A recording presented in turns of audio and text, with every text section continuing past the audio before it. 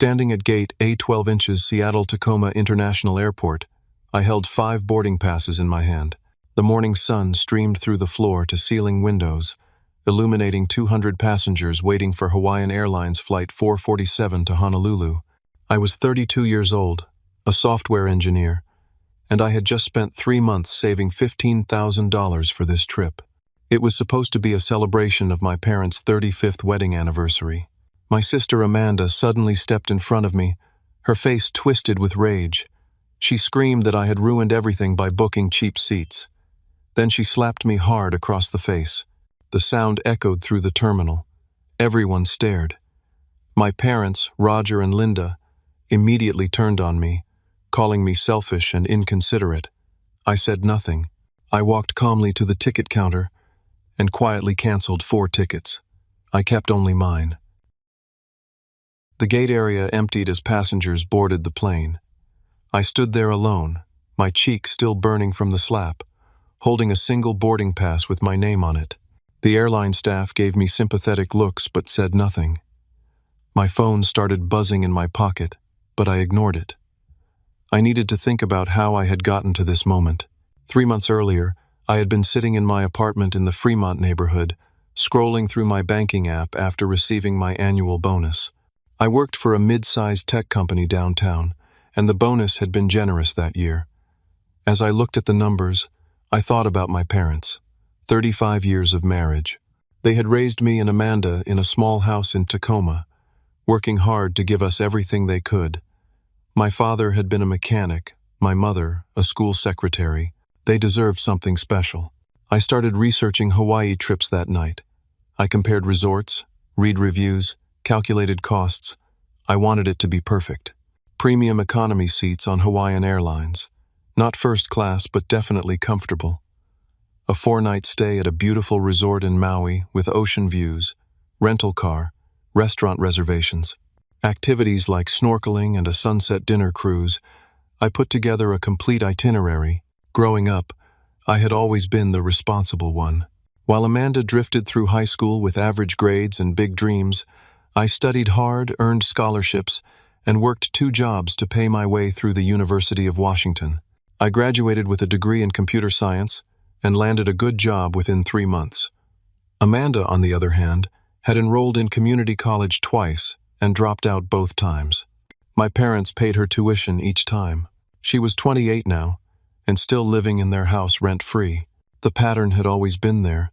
I just had not wanted to see it. When Amanda needed money for a car down payment, I lent her $3,000. She never paid it back. When she wanted to start a photography business that failed within 6 months, I helped her buy equipment, another $2,000, never repaid. My parents always praised me for being such a good brother, but they never asked Amanda to take responsibility. I booked the Hawaii trip anyway. I wanted to believe that this grand gesture would finally show my parents that I cared, that I was valuable to this family beyond just being the stable, reliable one who fixed problems and lent money. I chose May for the trip, a month with good weather and lower tourist crowds. I reserved a 2-bedroom suite at the resort so my parents could have privacy, while Amanda and I would each have our own beds in the second room. 2 weeks before the trip, I told everyone about it over Sunday dinner at my parents' house. I handed them printed itineraries in nice folders. My mother cried and hugged me. My father shook my hand firmly and said he was proud. Amanda flipped through the folder with a frown, then asked why I had not booked first-class seats. I explained that premium economy was comfortable, and the price difference would have been $4,000 more. Money I thought would be better spent on activities and nice dinners. She rolled her eyes and said I was always cheap. My mother laughed it off as Amanda being Amanda. My father said the seats would be fine, but Amanda kept bringing it up over the next 2 weeks. She sent me texts asking if it was too late to upgrade. She called me at work to complain that her friends always flew first class to Hawaii. She posted on social media about how she was going to Hawaii but wished the flights were nicer. I ignored most of it. I was used to Amanda's complaints. She had always been demanding, always wanted more, always made everything about her. What I did not expect was the airport meltdown. That morning, we all met at the departures level at 5:30. The flight was at 7:15. I had all the boarding passes on my phone and had printed backup copies. As we checked our luggage, Amanda started in again about the seats.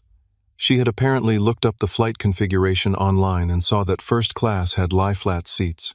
She loudly announced to the baggage handler that her brother was too cheap to upgrade the family. My mother told her to stop complaining. My father said we should just be grateful for the trip, but Amanda would not let it go. As we walked to security, she kept making comments. By the time we reached the gate, she was in a full rage. She accused me of deliberately humiliating the family by booking inferior seats. She said I always did things halfway, never committed fully to anything. That was when she slapped me. Right there, in front of everyone. The smack was so loud that conversations stopped. Parents with small children stared. Business travelers looked up from their phones. A gate agent started walking toward us. My face stung, and I felt heat rising to my cheeks, not just from the slap, but from the humiliation. I waited for my parents to defend me, to tell Amanda she had crossed a line. Instead, my mother said I should have discussed the seating arrangements with everyone before booking. My father said I needed to be more considerate of what people wanted. Amanda stood there with her arms crossed, vindicated. Something inside me snapped. Not in an angry, explosive way, in a quiet, clear way. I turned and walked to the ticket counter. The agent, a woman in her 50s with kind eyes, asked if I was okay. I told her I needed to make changes to my reservation. She pulled up my confirmation number. I asked her to cancel 4 of the 5 tickets and keep only mine. She looked confused and asked if I was sure. I said I had never been more sure of anything. She processed the cancellation. The tickets were non-refundable, but the airline issued credits to my account for future travel.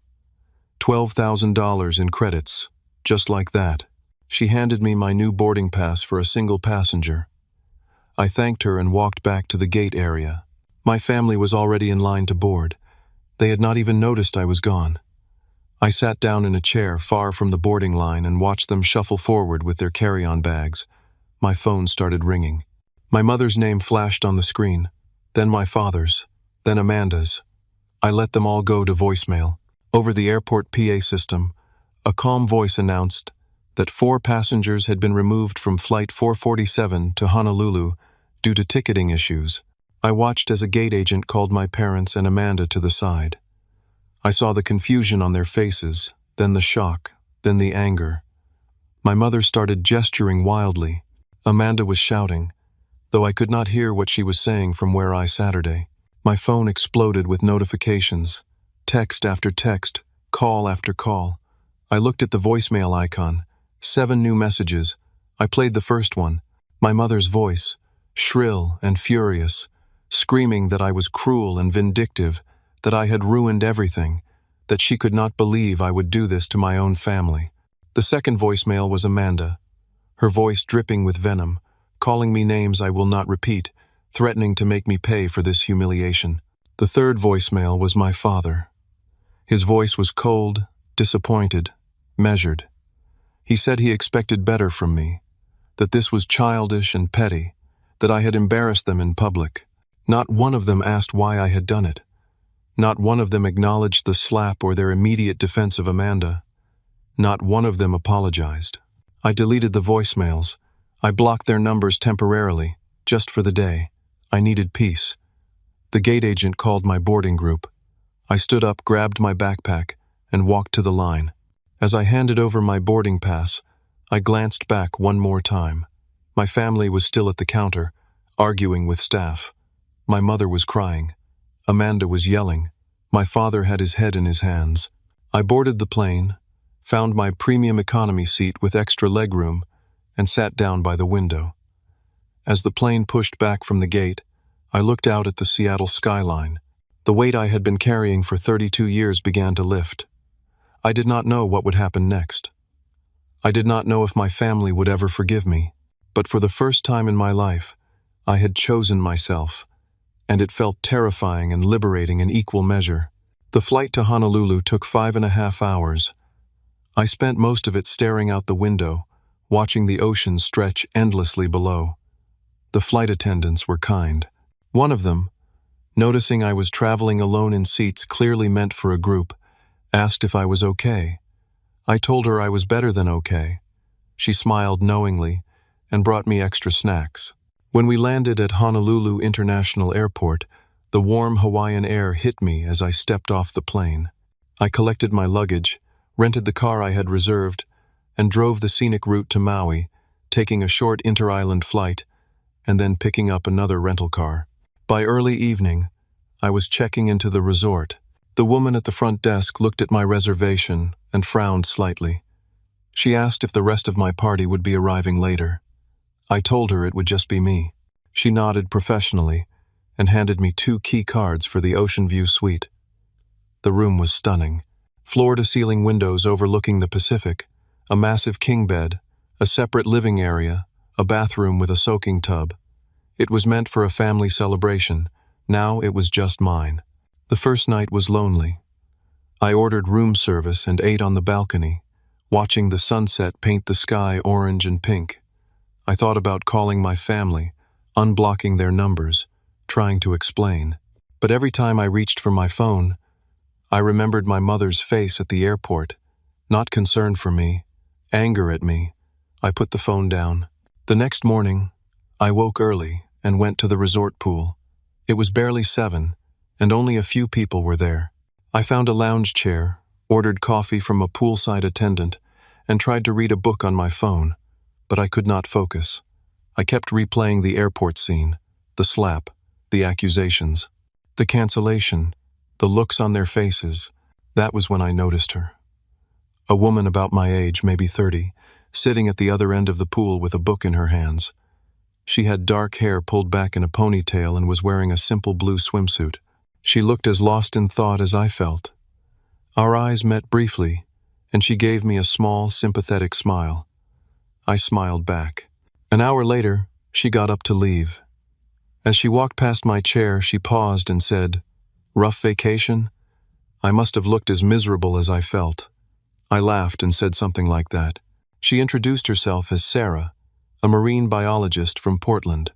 She was in Maui for a conference that had just ended and had decided to stay a few extra days alone. The woman at the front desk looked at my reservation and frowned slightly. She asked if the rest of my party would be arriving later. I told her it would just be me. She nodded professionally and handed me 2 key cards for the ocean view suite. The room was stunning.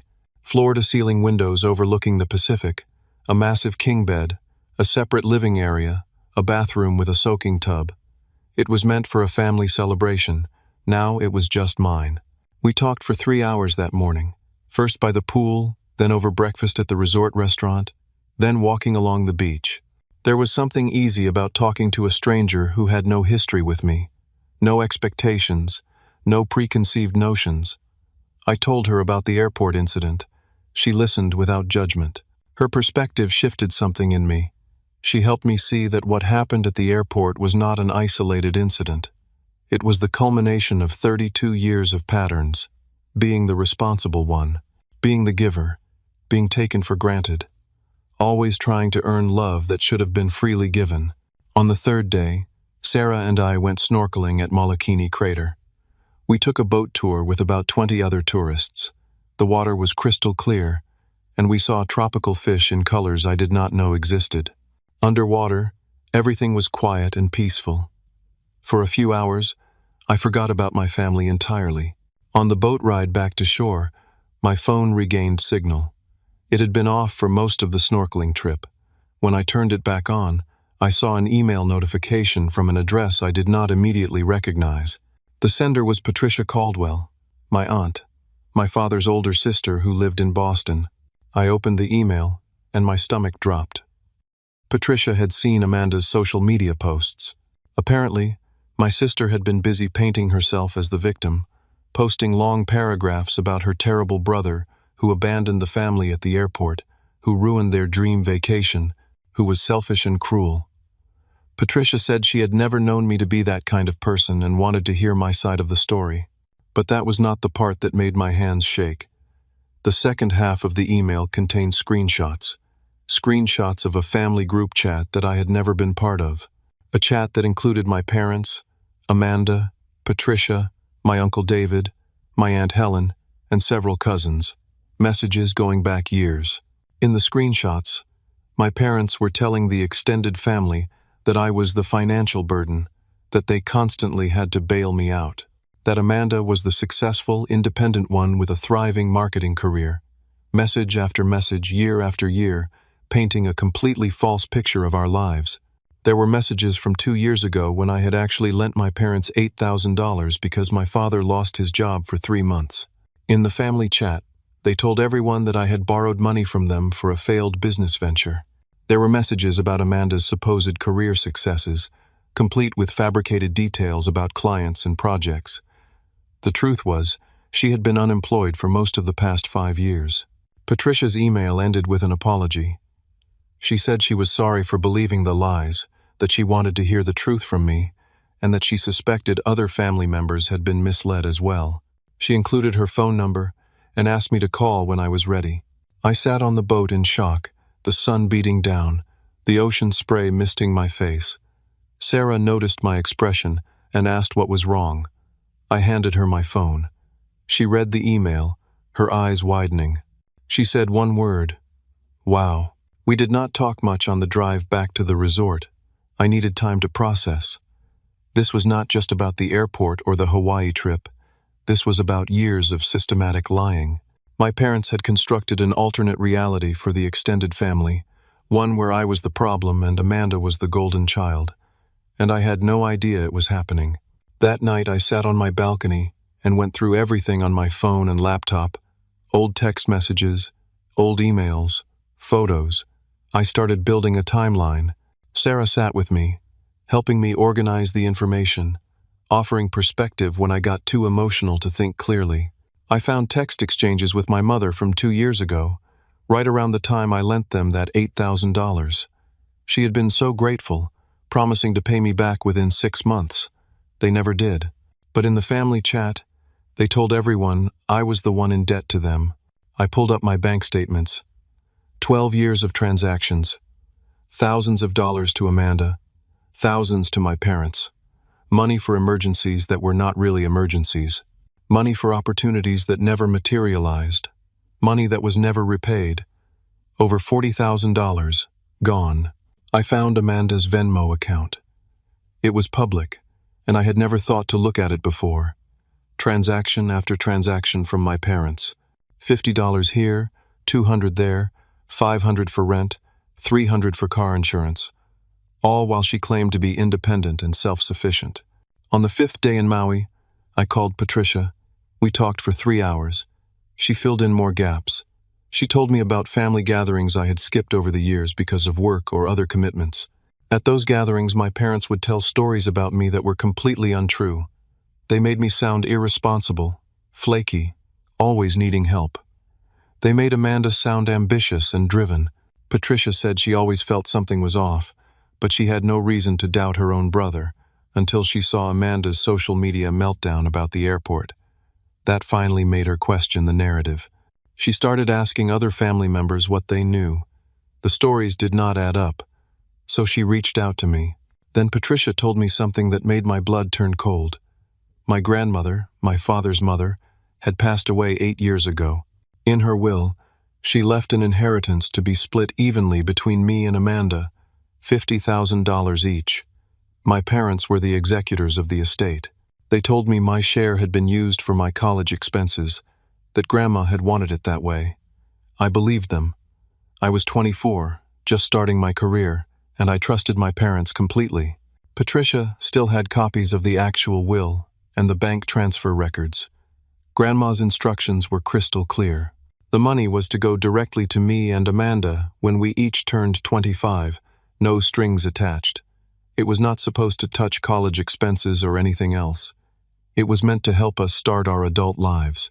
Patricia sent me the documents. I opened them on my laptop. There it was, in black and white.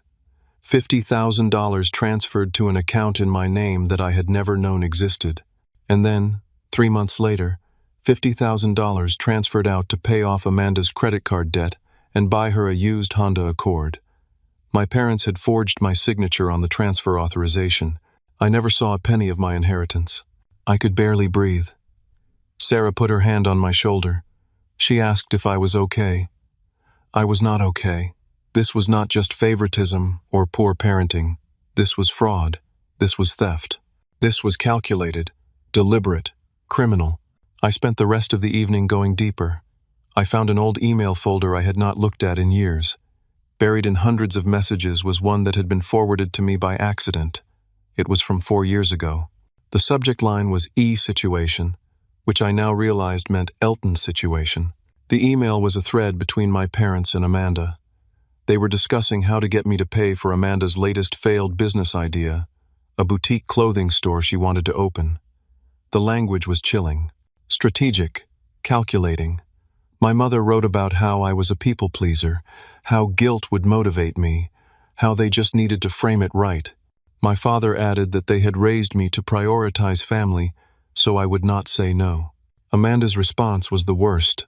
She wrote, "He's so desperate for your approval. This will be easy. Just make him feel like a hero, and he'll hand over the money." The email was dated 3 days after a family dinner, where they had made me feel special for agreeing to help Amanda with her business plan. I had given her $5,000 for that store. It closed within 4 months. I sat there in that beautiful Hawaiian resort room, looking at evidence of years of manipulation, and I felt something break inside me. Not my spirit, my illusions, the fantasy that my family loved me, the belief that I mattered to them beyond what I could provide. It all shattered. Sarah did not try to comfort me with empty words. She just sat with me. Eventually, she said, "What do you want to do?" I did not have an answer yet, but I knew I could not go back to the way things were. That version of Elton, the one who accepted crumbs and called it love, was gone. I could barely sleep that night. Every time I closed my eyes, I saw those emails, my mother's words, my father's calculation, Amanda's contempt. By sunrise, I was back on the balcony with my laptop, going through everything again, making sure I had not misunderstood. Sarah knocked on my door at 7 with coffee and bagels from the resort cafe. She had given me space the night before, but now she was here, ready to help however I needed. We spread everything out on the coffee table, bank statements, email printouts, screenshots of the family chat Patricia had sent, the will documents, transfer records. It looked like a detective's evidence board.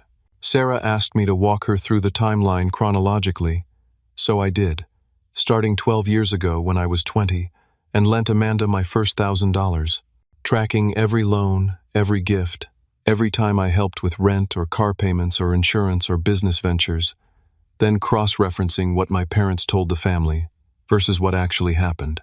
The pattern was unmistakable. Every time I helped someone financially, my parents would spin it in the family chat as them helping me. When I paid for my father's dental work after he lost his job, they told the family I had borrowed money from them for my own medical emergency. When I covered 3 months of Amanda's rent, they said she had lent me money to cover my bills. The truth was inverted, consistently and deliberately. Sarah, with her scientist's mind, started creating a spreadsheet. Column 1, what actually happened. Column 2, what my parents told the family. Column 3, financial impact on me. Column 4, documentation proof. By mid-morning, we had a comprehensive record of deception spanning over a decade. Around 11, my phone rang. It was Patricia calling back. She said she had been talking to my Uncle David, my father's younger brother who lived in Denver. David wanted to talk to me. He had his own suspicions about my parents' stories. Patricia gave me his number. I called David immediately. He picked up on the first ring. His voice was warm but serious. He told me he had stopped coming to family gatherings about 5 years ago because of how my parents treated me. He said watching them criticize me constantly while praising Amanda for doing nothing made him uncomfortable. He tried to say something once and my father cut him out for 6 months. So David kept his distance. He said he always knew I was the responsible one, the successful one, but my parents' narrative was so consistent that he sometimes doubted his own perceptions. Now, with Patricia sharing what she had learned, everything made sense. David said he had records too. My parents had borrowed money from him 3 years ago, claiming it was for my car accident expenses. I had never been in a car accident. He lent them $4,000, which they never repaid. We talked for over an hour. David said he would support me however I needed. He also mentioned that our Aunt Helen in Florida had been asking questions. She had apparently lent my parents money too, under false pretenses about me. The web of lies was far more extensive than I had imagined. After the call, I felt overwhelmed. Sarah suggested we get out of the resort, go somewhere beautiful, clear our heads. We drove up to Haleakala National Park to watch the sunset from the summit. The drive took us above the clouds. At 10,000 feet, we stood looking out over the crater as the sun painted the sky in impossible colors. Sarah said something I will never forget. The truth is like this view. It was always here, always real. You just had to get high enough to see it clearly. She was right. The manipulation had been happening my entire adult life. I just had not had the perspective to recognize it. On the drive back down the mountain, my phone regained signal. I had several missed calls from numbers I did not recognize, and one voicemail from my mother's number, which I had unblocked that morning. I played the voicemail on speaker so Sarah could hear. My mother's voice was not apologetic. It was angry. She said I was embarrassing the family on social media. I had not posted anything on social media. I checked my accounts. Nothing. Then I checked Amanda's Instagram. She had posted a long rant about me, calling me toxic, accusing me of abandoning the family, painting herself as the victim. Dozens of extended family members had commented, some supporting her, some asking questions. Then I saw that I had been tagged in a post by my cousin Jennifer, a lawyer in Chicago.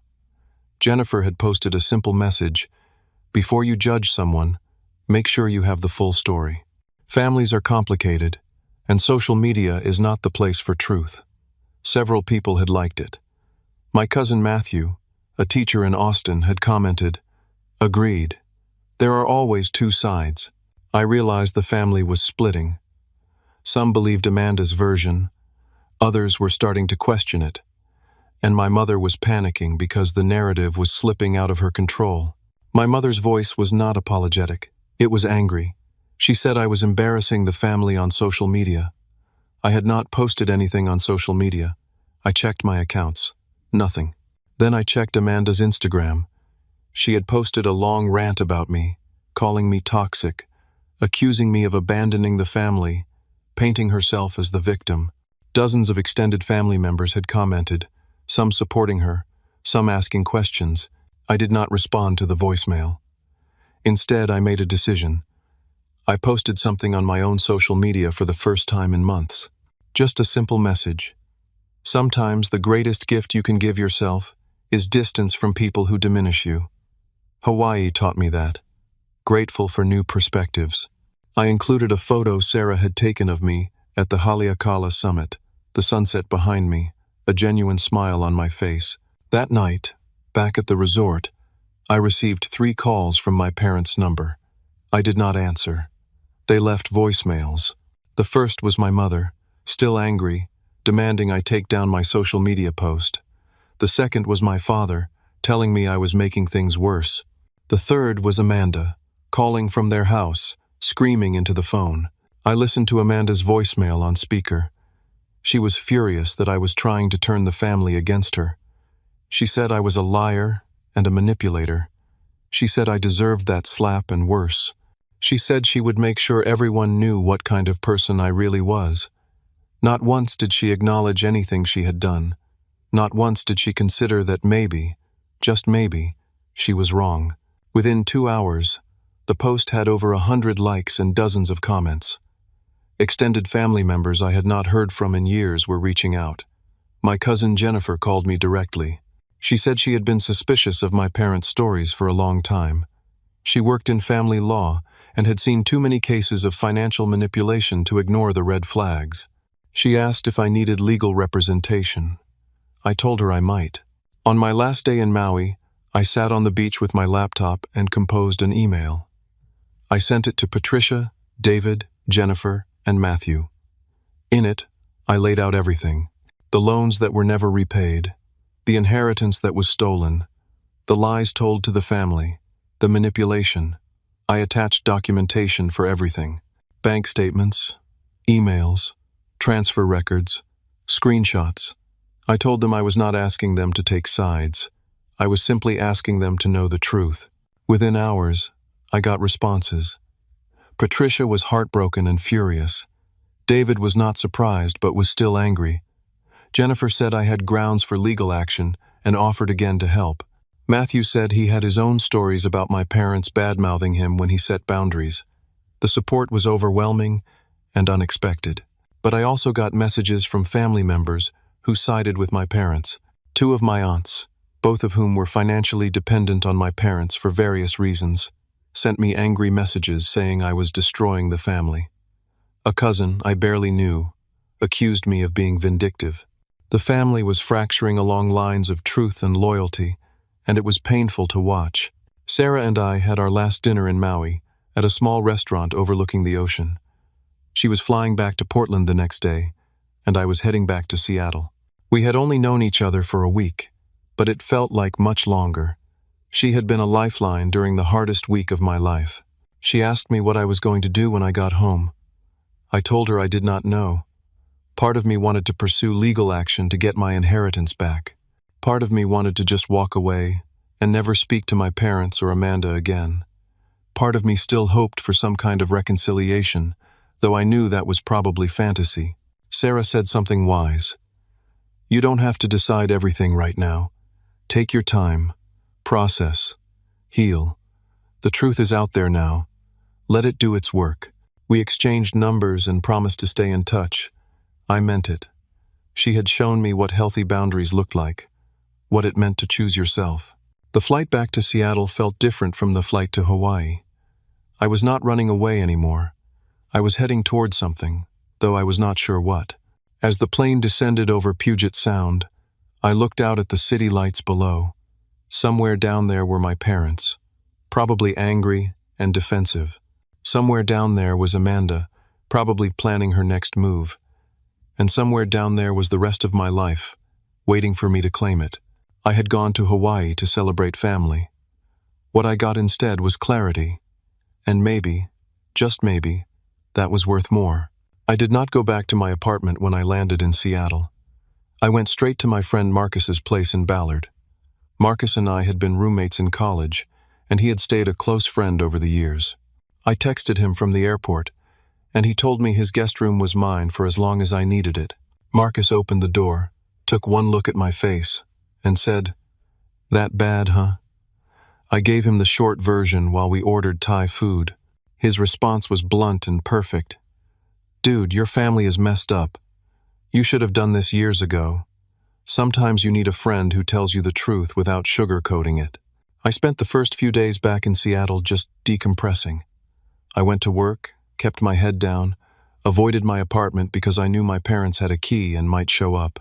My phone continued to blow up with messages from family members on both sides of the growing divide.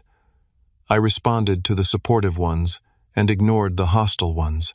A week after I returned, I got a call from Jennifer.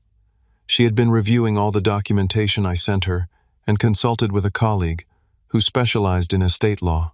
She said I had a solid case for recovering my inheritance, plus interest. She also said the statute of limitations had not run out on the fraud.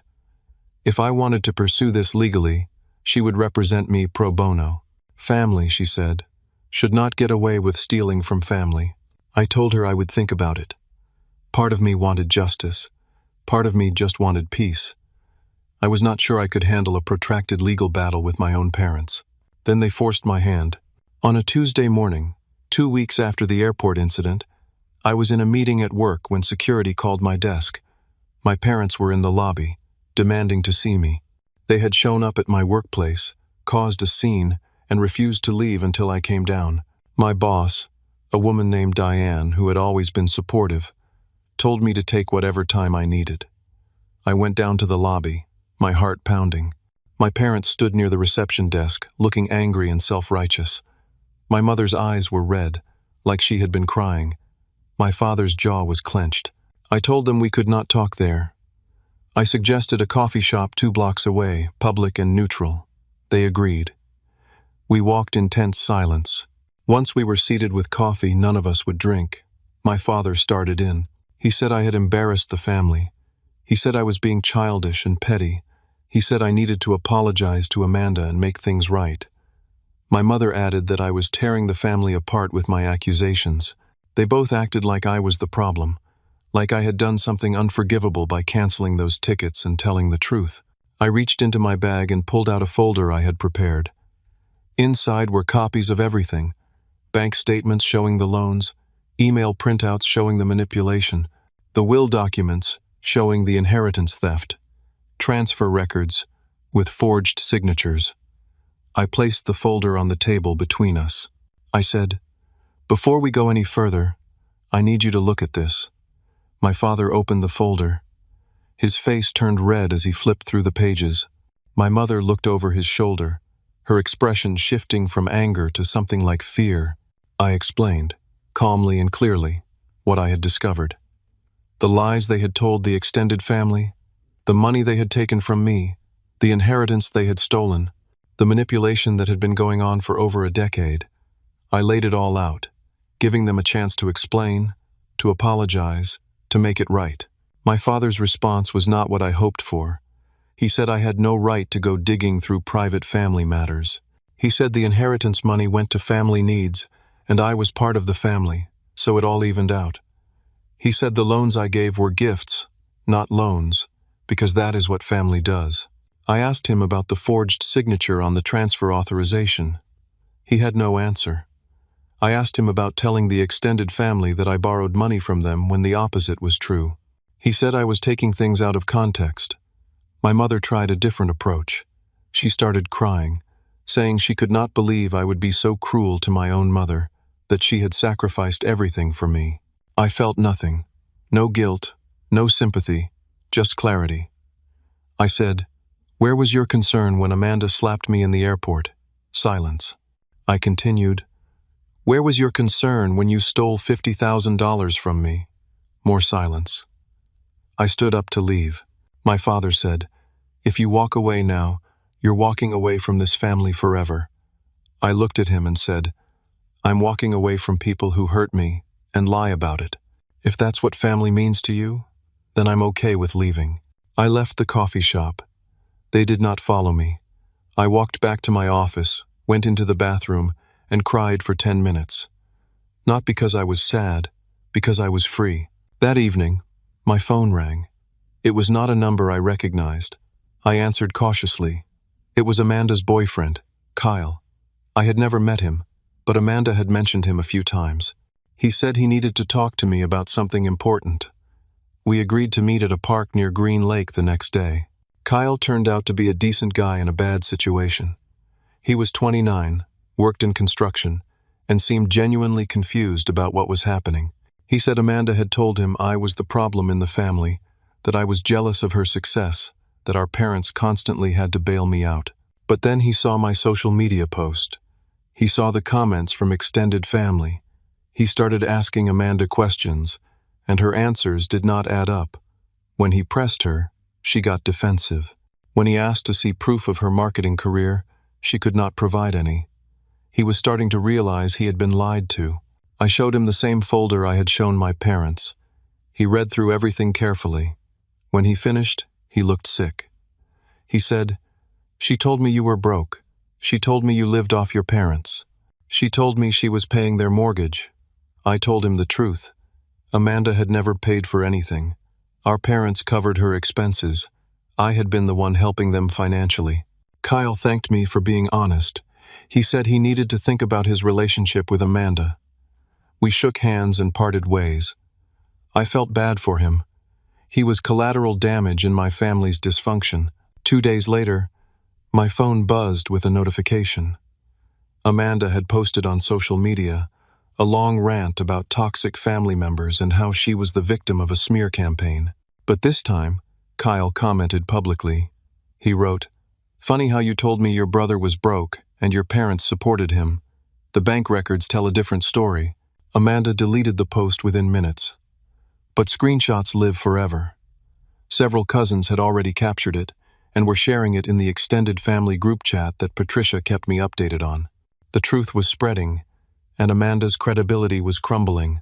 3 days later, I received a certified letter at Marcus's apartment. It was from an attorney representing my parents.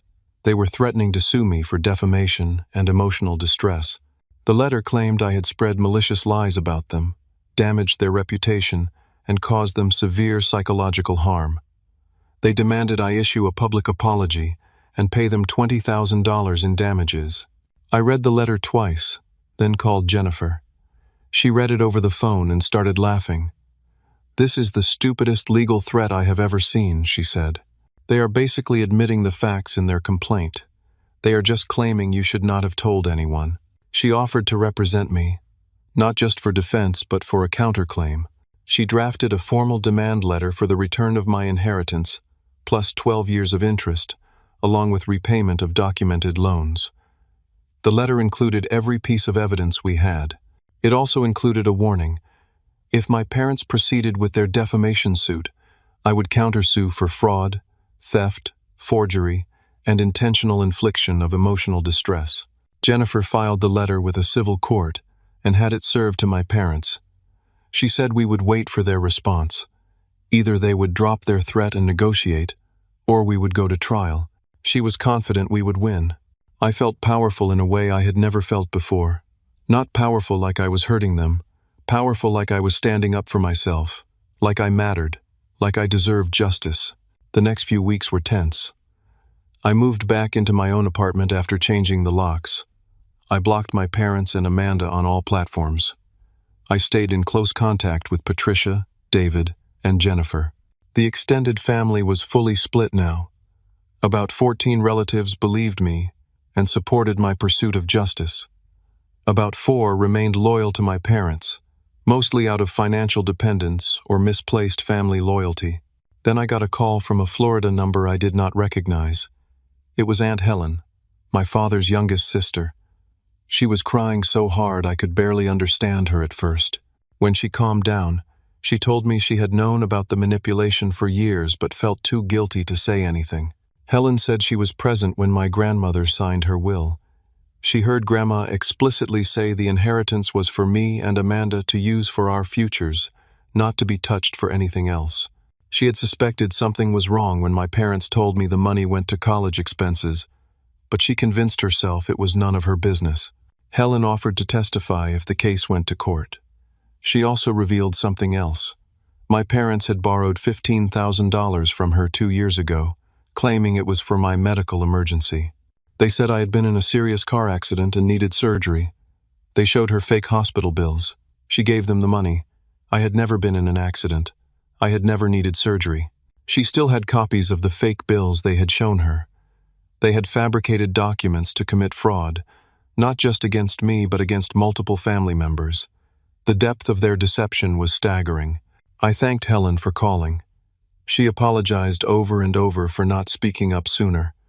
I told her I understood. Families are complicated. Loyalty runs deep. Sometimes it takes something dramatic to break through years of conditioning. With Helen's testimony and documentation, Jennifer said our case was ironclad. We had multiple witnesses, extensive paper trails, and evidence of systematic fraud. She filed an amended complaint, adding the medical emergency fraud to the list of charges. I waited for my parents to respond. I waited for them to realize they were cornered. I waited to see if they would finally acknowledge what they had done and try to make it right. But I was not holding my breath. My parents' attorney responded to Jennifer's filing 3 days later. They requested a settlement meeting. Jennifer warned me it might be a tactic, a way to see how serious I was, or to buy time. But she also said it might mean they were ready to negotiate. We agreed to meet. The meeting was set for a Wednesday afternoon at a neutral attorney's office in downtown Seattle. Jennifer and I arrived early. My parents and their attorney, a middle-aged man named Richard Pemberton, arrived exactly on time. We sat across from each other at a long conference table. My parents would not make eye contact with me. I waited for my parents to respond. I waited for them to realize they were cornered. I waited to see if they would finally acknowledge what they had done and try to make it right. But I was not holding my breath. The total came to approximately $87,000. My father's face went pale. My mother looked like she might faint. Richard asked for a private conference with his clients. They left the room for 20 minutes. When they returned, Richard made a counteroffer. They would return the inheritance amount, $50,000, but claimed they did not have records of the loans and therefore could not verify that debt. They refused to pay interest, claiming the inheritance was held in trust for family needs. Jennifer responded that the forged signature and fabricated hospital bills suggested otherwise. She reminded them that fraud charges carried criminal implications. We went back and forth for 2 hours. Finally, they agreed to return the full inheritance amount of $50,000 plus repayment of $20,000 in documented loans. $70,000 total. They refused to admit wrongdoing in writing and refused to make any public apologies. Jennifer advised me that pushing for more would mean a trial that could take years and cost me emotionally, even if I won financially. I made a decision. I accepted the settlement, not because I thought it was fair, but because I wanted to be done. I wanted my money back, and I wanted to move forward with my life. We signed the agreement that day. They had 30 days to make the payments. As we were packing up to leave, my father finally looked at me. He said, "You have destroyed this family." I looked back at him and said, "No, I just stopped letting you destroy me." We left separately. I walked out of that building feeling lighter than I had in years. Jennifer hugged me and said she was proud of me. We went to a nearby bar and had a drink to celebrate. She refused to let me pay for her legal work, saying that seeing justice done was payment enough. I promised to take her to the nicest dinner in Seattle once the money came through. Over the next few weeks, I focused on rebuilding my life. I stayed in therapy, processing years of manipulation and learning to set healthy boundaries. I reconnected with extended family who had supported me. I made plans to visit Patricia in Boston and David in Denver, and I stayed in touch with Sarah. We talked on the phone twice a week, long conversations about everything and nothing. She was considering a job opportunity in Seattle with a marine research institute. We were taking things slow, but there was definitely something there. 28 days after the settlement, I received a wire transfer for $70,000. My parents had paid 1 day before the deadline. There was no note, no message, just the money. I stared at my bank account balance, feeling vindicated and sad at the same time. I called Patricia and told her. She cried happy tears. I called David and Jennifer and Marcus. They all celebrated with me. I posted one simple message on social media. Sometimes justice takes time, but it comes. Grateful for truth and the people who stand for it. Amanda did not comment. My parents did not respond. But I did not need them to. I had what I needed. I had my money back. I had my dignity. I had my truth. A week later, I used part of the money to book a trip. I invited Patricia, David, Helen, and Jennifer to join me for a long weekend in Victoria, British Columbia. My treat, a genuine thank you for standing by me. We stayed at a beautiful hotel on the harbor, ate amazing food, explored the city, and laughed together. Real family, the kind you choose, the kind that sees you and values you. On the last night of the trip, we had dinner at a restaurant overlooking the water. Patricia raised her glass and said, "To Elton, who taught us all what courage looks like." We toasted. I felt seen in a way I had never felt with my parents. Patricia told me something that night that I will never forget. She said, "Your grandmother would be so proud of you. She always said you had quiet strength. She knew you would need it someday." I asked what she meant. Patricia explained that Grandma had seen the favoritism, the way my parents treated Amanda differently, the way they took me for granted. That was why she left the inheritance instructions so specific. She wanted to make sure I had something that was just mine. Learning that my grandmother had seen me, had valued me, had tried to protect me even after her death, it broke something open in my heart. I cried right there at the dinner table. Not sad tears, healing tears. Returning to Seattle after the Victoria trip felt different. I was not the same person who had stood in that airport 3 months ago. I had been tested, betrayed, and broken open. But I had also been supported, validated, and made whole in new ways. My parents did not contact me after making the payment. Radio silence. Part of me wondered if they felt any remorse.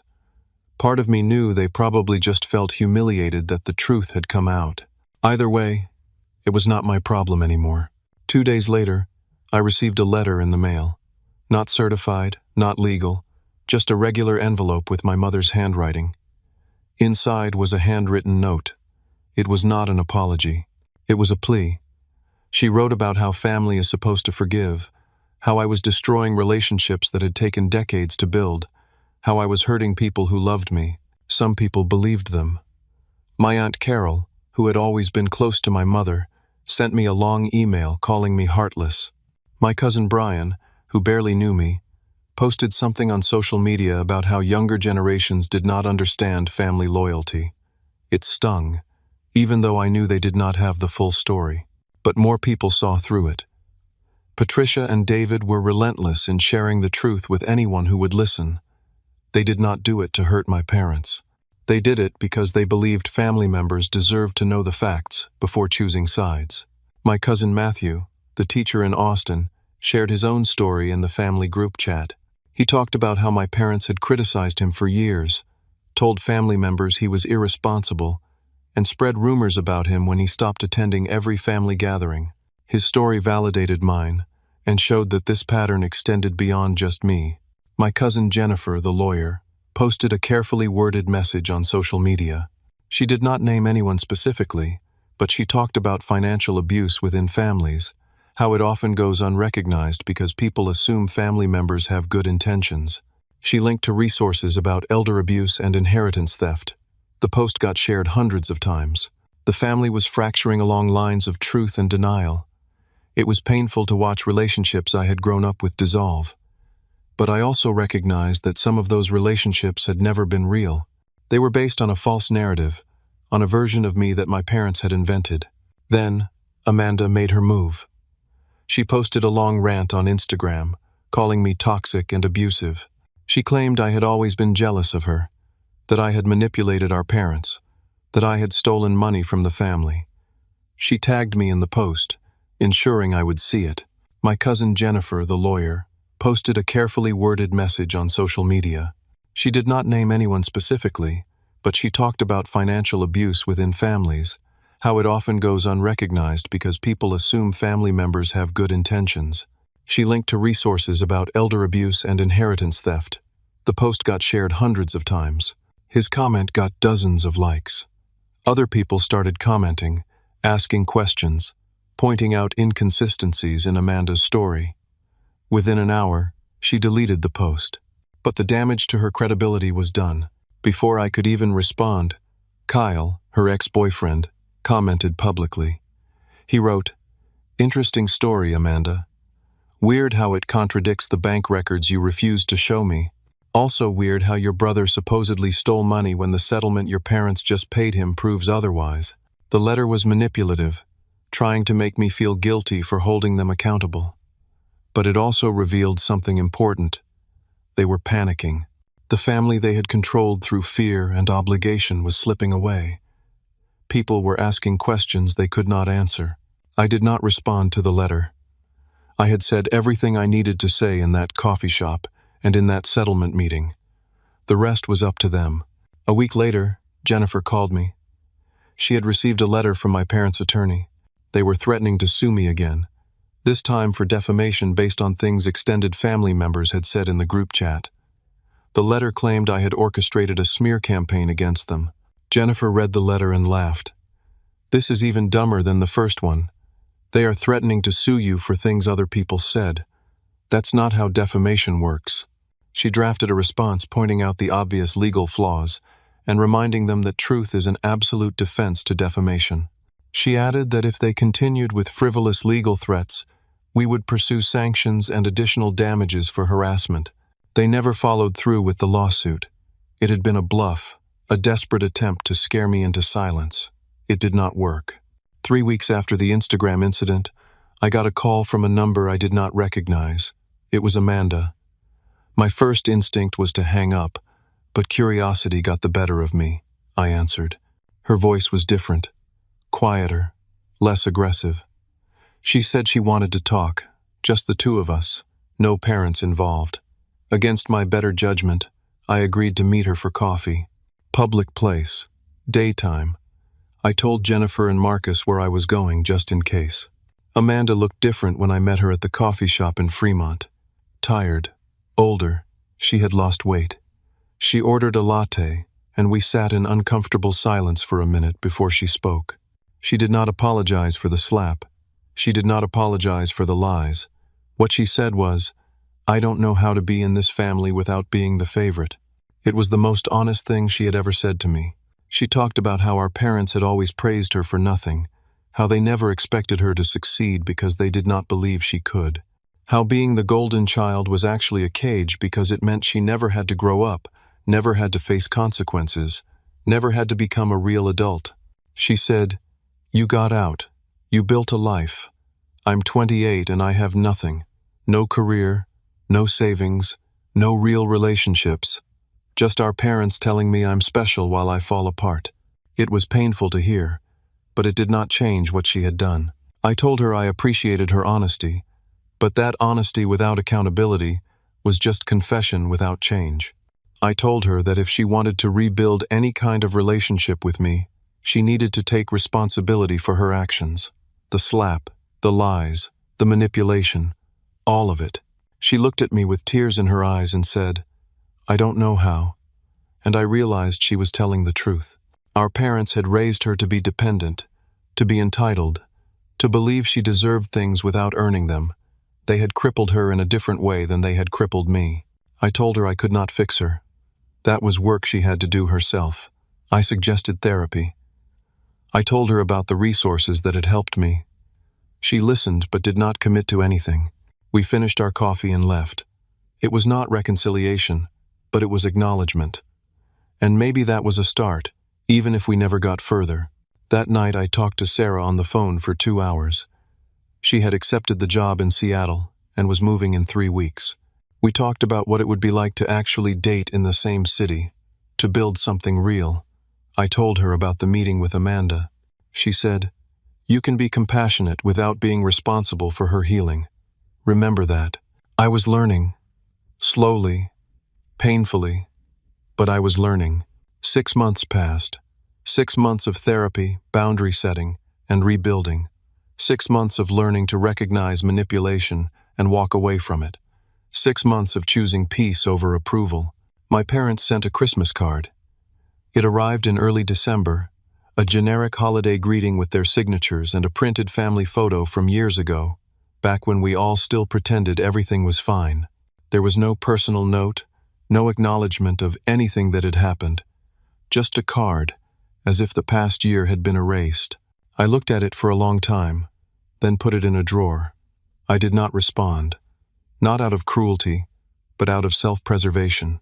I had learned that some relationships cannot be salvaged, and trying only reopens wounds that need to stay closed. Sarah moved to Seattle in late September. We had been dating long distance for months, but having her in the same city changed everything. We took things slow, both of us aware of our complicated family histories, both of us committed to building something healthy. One Saturday in October, we drove up to the San Juan Islands for the weekend. As we sat on the beach watching the ferry cross the water, she asked me, "Do you regret how you handled everything with your family?" It was a question I had asked myself 100 times. I thought about it carefully before answering. I regret that it was necessary. I regret that my parents were the kind of people who would steal from their own son and lie about it for years. I regret that Amanda grew up believing she deserved everything without earning anything. I regret the family dinners we will never have, the holidays that will never be whole again. But do I regret standing up for myself? Do I regret demanding the truth? Do I regret choosing my own well-being over their comfort? No, I don't regret that at all. Sarah smiled and squeezed my hand. "That's growth," she said. In November, I got a message from Matthew, my cousin in Austin. He said he had started seeing a therapist to work through his own family issues. He thanked me for giving him the courage to set boundaries with our parents. He said watching me stand up for myself had shown him it was possible. I realized then that my story had ripples beyond just me. Other family members who had been hurt or diminished were finding their own voices. The truth I had spoken had given them permission to speak their truths too. Sarah smiled and squeezed my hand. "That's growth," she said. In November, I got a message from Matthew, my cousin in Austin. He said he had started seeing a therapist to work through his own family issues. He thanked me for giving him the courage to set boundaries with our parents.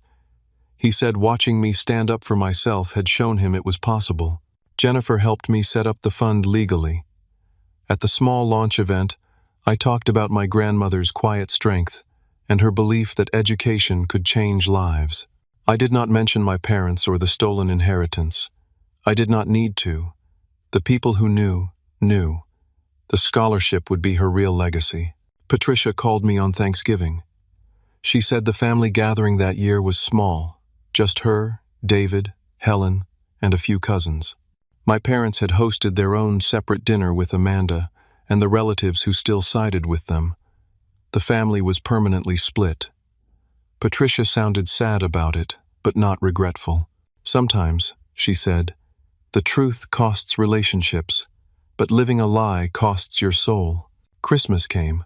Sarah and I spent it with Marcus and a few other friends. We cooked dinner together, exchanged small gifts, and watched old movies. It was simple and perfect. No drama, no manipulation, no walking on eggshells. Just people who genuinely cared about each other choosing to spend time together. A year ago, I had been standing in an airport, my face stinging from a slap, my heart breaking as I canceled those tickets. I had felt alone, humiliated, unsure if I was doing the right thing. Now, I stood on a beach with a woman I loved, surrounded by chosen family who saw me and valued me, financially whole, emotionally healing. Sarah asked me what I was thinking about. I told her about the airport, about that moment when everything broke open. That slap, I said, was the beginning of my freedom. It forced me to see what I had been refusing to see for 32 years. She nodded. Sometimes the most painful moments become the most important ones, not because of the pain, but because of what we choose to do with it. I thought about that, about choice, about agency, about the difference between reacting and responding. I had spent my whole life reacting to my family's manipulation, trying to earn love that was always just out of reach. The airport was the first time I responded from a place of self-respect. We walked back to the resort as the sun climbed higher in the sky. I checked my phone and saw a notification. Amanda had sent me a message. Just 2 words. "I'm sorry." No explanation, no context. Just an apology. I showed Sarah. She asked what I was going to do. I thought about it. Part of me wanted to respond, to open a dialogue, to see if Amanda was genuinely changing. But I also knew that 2 words did not erase years of harm. Apologies without changed behavior were just words. I put my phone away. "Maybe someday," I told Sarah, "but not today. I'm not responsible for her healing timeline. I'm only responsible for mine." Sarah smiled and kissed me. We spent the rest of the day swimming and reading and being present. As I sat on the beach that afternoon, I reflected on everything I had learned. I used to think family meant accepting whatever treatment came my way. I thought love meant sacrifice without limit, forgiveness without accountability. I thought being a good son and brother meant making myself smaller so others could feel bigger. That day in the airport, when Amanda hit me and my parents took her side, something broke open inside me. Not just my heart, but my understanding of what I deserved. I learned that you cannot force people to value you, no matter how much you give or how hard you try.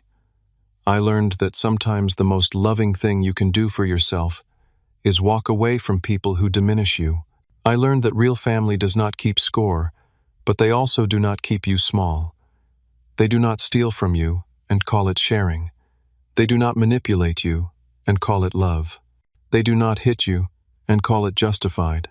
The family I have now, the one I chose, sees me clearly. Patricia with her fierce loyalty, David with his quiet support, Helen with her brave honesty, Jennifer with her brilliant advocacy, Marcus with his unwavering friendship, Sarah with her patient love. They are my real family now. And being seen, truly seen and valued for who I am rather than what I can provide, is worth more than a lifetime of conditional approval from people who only valued what I could give them. I paid $15,000 for a trip to Hawaii to celebrate family. What I got instead was my freedom, and that, I realized as I watched the waves roll in, was priceless. The sun was setting now, painting the ocean in shades of orange and purple. Sarah sat beside me, her hand in mine. My phone buzzed with a message from Jennifer, sharing a funny meme about setting boundaries. I smiled and responded, then put the phone away. I thought about the scholarship fund, about the students it would help. I thought about Matthew finding his voice. I thought about the extended family members who were learning to question narratives instead of accepting them. I thought about Amanda's two-word apology and wondered if she would do the work to back it up. But mostly, I thought about myself, about the quiet strength my grandmother had seen in me, about the journey from that airport gate to this beach, about learning that I was worth fighting for, even when the fight was against the people who were supposed to love me most. Sarah leaned her head on my shoulder. "What are you thinking about now?" she asked. I smiled. "I'm thinking about how far I have come, and how much further I still want to go. But this time, I'm going in the right direction." She kissed my cheek. "Yes, you are. But mostly, I thought about myself, about the quiet strength my grandmother had seen in me, about the journey from that airport gate to this beach, about learning that I was worth fighting for, even when the fight was against the people who were supposed to love me most." Sarah leaned her head on my shoulder. "What are you thinking about now?" she asked. I smiled. "I'm thinking about how far I have come, and how much further I still want to go. But this time, I'm going in the right direction." The airport slap had been the catalyst, but the real journey was everything that came after. Learning to see clearly, learning to stand firm, learning to choose peace over approval, learning that love without respect is not really love at all. As we walked back to the resort, I felt lighter than I had in years. Not because the pain was gone, but because I had learned to carry it differently. Not as a burden of shame, but as a badge of survival. I had been tested, and I had not broken. I had been stolen from, and I had fought back. I had been manipulated, and I had found the truth. And in finding the truth, I had found myself. Have you ever had to choose between family loyalty and your own well-being? Have you ever stood up to people you loved and faced the consequences? I would love to hear your story in the comments below. Your experience might help someone else who is struggling with the same choice. If this story resonated with you, please hit that like button. It helps others who need to hear this message find it. And if you haven't already, subscribe to this channel for more stories about real people facing real challenges and finding the courage to choose themselves. Share this story with someone who might need to hear it. Sometimes we all need permission to set boundaries, to demand respect, to walk away from situations that diminish us. Sometimes we need to know we are not alone in making hard choices. Thank you for listening to my story.